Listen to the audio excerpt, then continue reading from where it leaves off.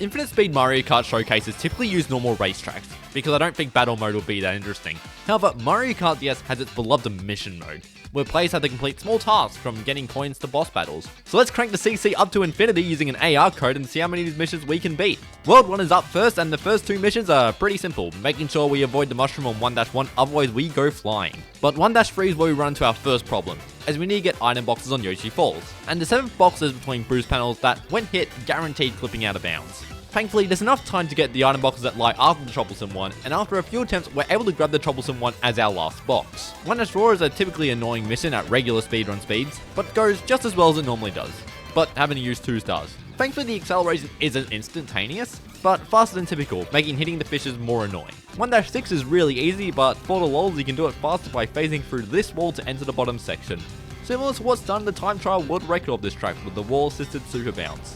1-8 causes a problem, as we need to get mini turbos, and this will be a recurring thing, as once we get one, we go flying, typically out of bounds. Thankfully, we're able to fall out of bounds quickly, and the mission has enough time to allow us to die 4 times. The 4th one was definitely not necessary. 1-boss, we opt for the mushroom rather than using an MT. Thankfully, hitting the bully stops all mushroom momentum so we don't go flying. Bit harder than normal, but still easy. And that's World 1. This tier is showing how difficult each mission is, and it'll update at the end of each world. World 2 starts with 2-1 hitting crates. Thankfully, I don't need to be going at full speed to hit them. 2-2, despite being really simple, shows how easy it is to miss the simple things. Because, like, how bad am I playing? 2-4 has me fly over the last item box. However, 2-5 would be a problem. We have coins on a boost panel, and there's enough time to respawn to get the last coins, apart from the fact that there is a coin located on the falling part of the jump that we are unable to grab at infinite speed. So sadly, this is an impossible mission. 2-8 is also troublesome as another MT mission, and fairly easy to get long waits for the respawns. But after optimizing the respawning, we're able to clutch out with only 2 seconds on the clock left. iRock is basically the exact same as a regular speed mission. World 2 is still not that hard apart from having one impossible mission. On to the next world. World 3 starts with a hard time getting the last item box in 3-1 and a lot of missing the last gate on 3-2. 3-4 we have to control ourselves on boost panels. Thankfully the CPU isn't able to deal with it so we can win. I was worried about the pipes on 3-5 as they are cannons, and cannons in the 32 track speedruns are a pain to deal with. But thankfully you just pop out of them at normal speeds. And we have another MT mission, getting 10 of them on Shroom Ridge. Now, Shroom Ridge only has one respawn for most part of the track until you exit the tunnel, causing a really annoying respawn problem. Thankfully, hitting a car halts all momentum, so building MT and releasing it into a car or truck allows us to get all 10 MTs and beat the mission. Goon Boss is fairly easy as he's on set speed, so just not going too fast allows us to kill him. Here's the tier list at World 3. For 4-1, I tried doing a shortcut, but cut off too much so I skipped the key checkpoint. Whoops. 4-3, like Goon Boss, the red cut isn't affected by infinite speed, and I was still able to beat it after accidentally using a mushroom once. In 4-7, I found out that going too fast would cause a gate not to register.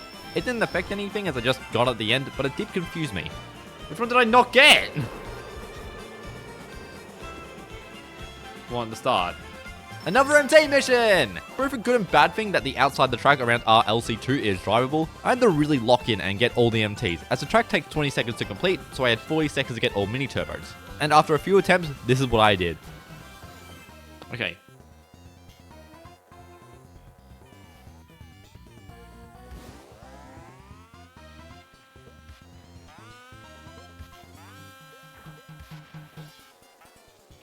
Damn it, I hit a wall, and I get into a corner. Okay, time to lock in. We hit a puddle.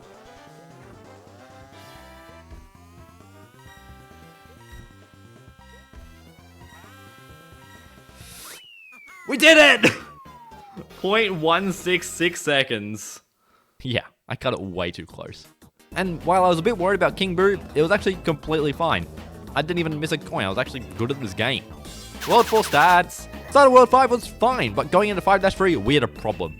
5-3 just sucks. And even it's been made it a bit easier as it's able to line up faster, but its alignment just sucks to get. I also randomly did the pause cancel trick here, must have felt like a normal mission, but I did complete it, you can see it during the fade out. 5-4 also has an issue, the GBA bounce pads for some reason just launch you. Thankfully, this respawn does put us near the 5th gate, but getting off this platform is going to suck, as the respawn just puts us back before gate 5. Thankfully, we can jump over these jumps. It's not super easy, but after a lot of attempts, we did do it. 5-6 is another annoying mission, not just an infinite speed.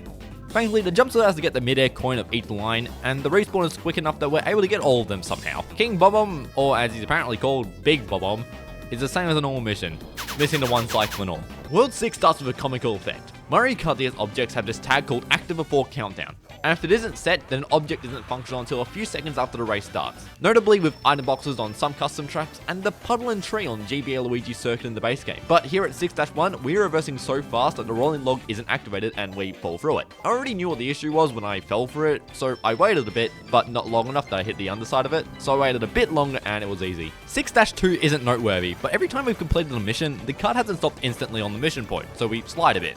And here we managed to get jump scared by a rocky wrench. 6-3 was going fine until I hit a bump, and unlike a dash panel that goes really fast, I kind of just accelerate more linearly into the sky. In 6-5, we overshoot the second gate and fall off trying to reverse for it, and that just respawned us behind the gate, so I felt like a fool. However, 6-6 won't be so kind, as another MT mission, and what I think is also the worst mission design-wise. And we need to do 14 MTs on a track we have no hope of getting 2 MTs before death, as well as a limited time frame and a more complicated track, so we have our second impossible mission. Chief Chili I was expected to be the same as Big Bully, but trying to align oneself is not easy. But after a few attempts, I got him. I don't know how he never did the jump, or if I was just going too fast for him to even try. Entering World 7 that we would have not unlocked due to the impossible missions and the fact that a lot of them weren't getting a star ranking, we put another mission on the impossible list with 7-1 as another MT mission. Similar to Yoshi's Circuit, but even harder to get 1 MT, and the loop and corkscrew are causing problems slowing us down. 7-2, we ignore the block path because it's funny, but we still did die, but not enough time to lose to Bowser. 7-5 is a painful mission in the base game speedruns due to mid-air coins, but there are more problems than just that here, as the 4th and 5th coin are on a boost panel, and when we respawn, because of course we go out of bounds, we are here. We do slide out of the fire at some point in time, so it's not a soft lock, but we also have other troubles with more coins on boost panels and in mid-air. The last coin that caused a lot of trouble in regular runs, I somehow got on the only try I did of it, which still doesn't stop this from being put on the impossible list. 7-7 we experienced some of that more first few second object garbage, and 7-8 I really struggled with because I'm just bad at everything to do with Banshee Boardwalk. And finally, Wiggler, who isn't affected by infinite speed and is super easy to beat. I did fall off my first attempt by using a mushroom, and for some reason the respawn is strangely here, but the second attempt I beat the thing. And that's mission mode at infinite speed. Only 4 impossible missions. And if I didn't talk about your favorite mission, it's because it didn't really change that much with the infinite speed. I live streamed this on YouTube, so you can just watch that VOD. Also, if you are watching this soon after it aired, then I'm going to be at Ozspeedrun Marathon running all missions at a normal Mario Kart speed. So write that into your calendars. Otherwise, huge thanks to channel members for supporting this channel. They get videos early, emojis and comments and live chats, and more. Alternatively, you can like the video and or subscribe. Enjoy!